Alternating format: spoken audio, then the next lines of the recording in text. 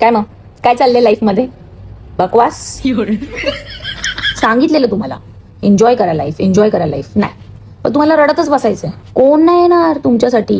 तुम्ही दुःखी असाल ना तर तुम्हीच दुःखी बसा. तुम्ही काय अपेक्षा ठेवून बसलाय हा? की तुम्हाला हे लोक जे तुमच्याबरोबर उठतात बसतात ते लोक तुमची काळजी करणार? कोण नाही काळजी करत.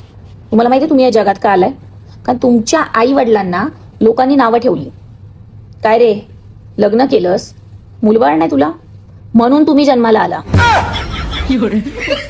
हसताय काय? सिरियसली?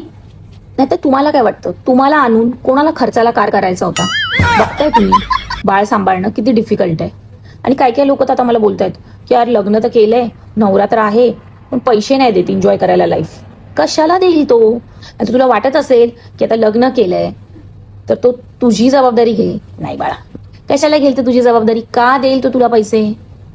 त्याने पण लग्न याच प्रेशरमध्ये केलंय की लोक बोलतायत त्याला, काय रे एवढा पैसा कमवतोस, एवढा मोठा झाला, अजून लग्न नाही झालं तुझं. म्हणून तुम्ही आलाय त्याच्या लाईफमध्ये. प्रेम प्रेम वगैरे ते सगळं नंतर. ओके, पहिला असतो सेल्फिशपणा. माणूस आहे, स्वार्थी तर असणारच ना. मग कोणी तुमचे लाड नाही करणार आहे. स्वतःचे लाड तुम्हाला स्वतःला करायचे आहेत. समजलं? त्यामुळे रडत बसू नका, बोंबलत बसू नका की माझी लाईफ का झंड आहे. काय मग काय चाललंय लाईफ मध्ये? बकवास.